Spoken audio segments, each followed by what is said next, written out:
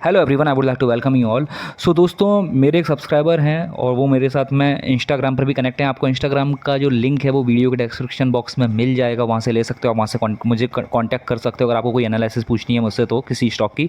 सो मेरे इन सब्सक्राइबर ने मुझसे ये पूछा था कि इन्होंने बजाज फिनसर्व के स्टॉक्स को होल्ड किया हुआ है और अभी क्या इनको सेल करना चाहिए, तो फिर मैं उसी की एनालिसिस आपके साथ में शेयर कर रहा हूँ। सो अगर यहाँ पर किसी ने पोजीशन बनाई है या फिर कोई होल्डिंग करके बैठा है तो वो यहाँ पर इसको रेफ़र कर सकता है अगर आपको वैल्यूएबल लगती है ये एनालिसिस तो। सो दोस्तों, फिलहाल हम लोग बजाज फिनसर्व का डेली चार्ट देख रहे हैं और अगर आप लोग इसके डेली चार्ट पर यहाँ पर अगर नोटिस करोगे तो फिर चार्ट दोस्तों बहुत कुछ कहता है। ठीक है, चार्ट पर क्या है, चार्ट पर ऐसा नहीं है कि कोई पैटर्न बन गया या फिर कोई भी कैंडलस्टिक पैटर्न बन गया या फिर कोई चार्ट पर कुछ भी आपको एक सिमेट्रिकल ट्रायंगल या फिर ट्रायंगल पैटर्न या फिर चैनल पैटर्न ऐसा कुछ भी देखने को मिल रहा है तो इसका मतलब ये नहीं कि वो चैनल पैटर्न ही ट्रेड करना है।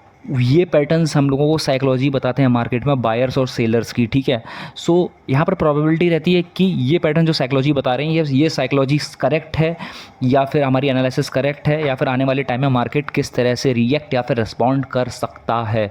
सो दोस्तों, फिलहाल बजाज फिनसर्व में अगर आप लोग नोटिस करोगे तो फिर यहाँ से हम लोगों को बहुत बड़ा डाउनफॉल देखने को मिला और यहाँ पर अगर आप नोटिस करोगे सो ये देखो, ये यहाँ पर इसने एक डबल बॉटम किया, यहाँ पर जैसे इसको ब्रेक किया सीधा यहाँ से ऊपर निकल गया। ठीक है, ऊपर निकला, अगर मैं यहाँ पर इसको एक्सटेंड करता हूँ वापस पुल बैक लिया फिर यहाँ से ऊपर निकल गया।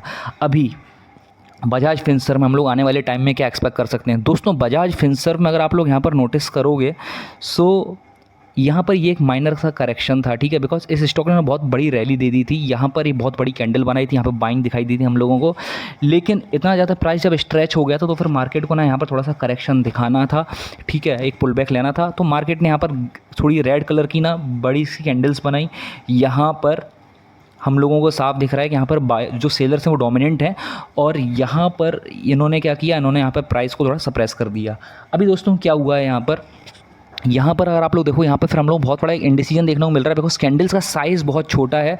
ठीक है, तो यहाँ पर एक ऐसा भी समझ में आ रहा है कि सेलर्स यहाँ पर एग्जॉस्ट हो गए हैं, बायर्स की एंट्री हो रही है, बट बायर्स हम लोग अभी तक डोमिनेंट नहीं दिख रहे थे। ठीक है, जब तक बायर्स हम लोगों को डोमिनेंट नहीं दिखते हैं तब तक हम लोग ऐसा डिसाइड नहीं कर सकते कि इसमें वापस से री एंटर करना चाहिए या नहीं करना चाहिए। लेकिन अगर आप लोग यहाँ पर नोटिस करोगे so here in this candle, जो यहाँ पर आपको इतनी बड़ी कैंडल दिख रही है इसमें बायर्स डोमिनेंट हैं। ठीक है, सी ये जो यहाँ पर कैंडल बनी है, इस कैंडल ने कितना उस दिन हाई बनाया है, 6 अक्टूबर को इस स्टॉक ने रन दिया है ऑलमोस्ट 6% का। Buyers are way dominant in this stock. ठीक है, अभी हम लोग इसमें क्या एक्सपेक्ट कर सकते हैं दोस्तों? अगर यही मैं ना यहाँ पर वीकली चार्ट पर जाता हूँ तो दोस्तों वीकली चार्ट पर आप ये नोटिस करोगे यहाँ पर, एक्सक्यूज़ मी, ओके, सो दोस्तों यहाँ पर आप वीकली चार्ट पर नोटिस ये करोगे कि ना यहाँ पर भी ये प्राइस बहुत ज़्यादा देखोगे स्ट्रेच हो चुका था बिकॉज इस स्टॉक के ना मेरे पास में शेयर्स थे 2-3 साल पहले की बात है, तभी स्टॉक 18,000 का हुआ करता था, उसके बाद में इसमें स्प्लिट हो गया था।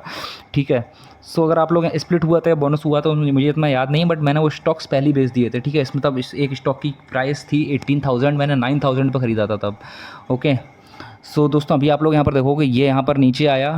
ठीक है, एक करेक्शन हुआ, माइनर पुल बैक था वीकली चार्ट पर बिकॉज ये जो प्राइस था इसका बहुत ज़्यादा स्ट्रेच हो चुका था। अभी ऊपर का भी यहाँ पर ना कंसोलिडेशन दे रहा है दोस्तों, आप तो देखो ये कंसोलिडेशन है। ठीक है, सो दिस यहाँ पर ये क्या दिखा रहा है हम लोगों को, so this may be the flag formation, यहाँ पर फ्लैग एंड पोल पैटर्न भी बन सकता है यहाँ पर। ठीक है, सो मे बी यहाँ पर ये फ्लैग एंड पोल काइंड का। दोस्तों बजाज फिनसर्व में अगर आप लोग यहाँ पर नोटिस करोगे तो फिर ये यहाँ पर किस तरह का पैटर्न बना रहा है। सो दोस्तों अगर आप लोग यहाँ पर देखोगे तो फिर ये यहाँ पर कुछ इस तरह का एक पैटर्न बनता हुआ नज़र आ रहा है।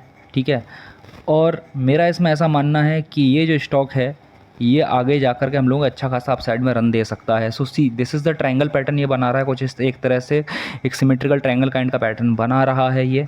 ओके, और अगर मैं यहाँ पर अभी वापस से डेली चार्ट पर आता हूँ तो फिर हम लोग इसमें आने वाले टाइम में अच्छी खासी एक अपसाइड एक्सपेक्ट कर सकते हैं। और इसमें जो टारगेट आपको बताता हूँ वो टारगेट क्या कहते हैं, मैं इसमें भी रख रहा हूँ फिलहाल के लिए। इसमें जो मेरा टारगेट है 1800 का, 1800 के बाद में इसमें मेरा 1900 का टारगेट है। ये स्टॉक आगे जाके 2500 तक भी जाएगा, बट उतना पेशेंस चाहिए बिकॉज मैं जब भी आपको अपर लेवल तक के टारगेट्स बताता हूँ तब दोस्तों जो मेरे टारगेट रहते हैं वो 50% या फिर 200% तक के मेरे टारगेट्स रहते हैं। लेकिन इतने बड़े टारगेट्स को अचीव होने में टाइम लगता है और लोगों के अंदर मैंने देखा इतना पेशेंस नहीं है किसी स्टॉक को इतना होल्ड कर सकें। मान लो किसी स्टॉक में मान लो किसी स्टॉक ने रनअप दे दिया है समवेयर अराउंड 50% का, और उसके बाद में अगर वो 1 या 2 दिन में स्टॉक 10% गिर जाता है तो फिर लोग वहाँ से छोड़ करके भाग जाते हैं। उनके अंदर इतना पेशेंस नहीं होता कि स्टॉक को होल्ड करके बैठ सकें। इनमें उनकी उसकी कोई गलती नहीं है, ठीक है, कोई भी इसमें अगर बेच रहा है तो उस बंदे को इसमें गलती नहीं है, बट इतना बड़ा पेशेंस रहता नहीं है। सो इसमें मतलब टाइम बीइंग के लिए मैंने आपको टारगेट बता दिए हैं कि धीरे धीरे आने वाले टाइम में स्टॉक 1900 तक का चला जाएगा। उसके बाद में इसके अपर टारगेट्स मैं तो 2500 के आसपास के टारगेट्स दे रहा हूँ, बिकॉज मैंने आपके साथ में एक स्टॉक शेयर किया था BEML, और उसको मैंने आपको बताया था जब वो 1000 रुपये का ट्रेड हो रहा था, जब वो 1000 रुपये का था, और मैंने ये कहा था कि ये जो स्टॉक है ये 2800 जाएगा, और समवेयर अराउंड आज वो उतना आ गया है। आपका पैसा उसने ना 6-7 महीने में ही ना आपका उसने 200% के आपको रिटर्न्स दे दिए हैं almost. So guys this is my analysis in Bajaj Finserv. Meanwhile आपको क्या लगता है आप अपने कमेंट्स ड्रॉप कर सकते हैं कमेंट सेक्शन में, and have profitable session. Next video, take care.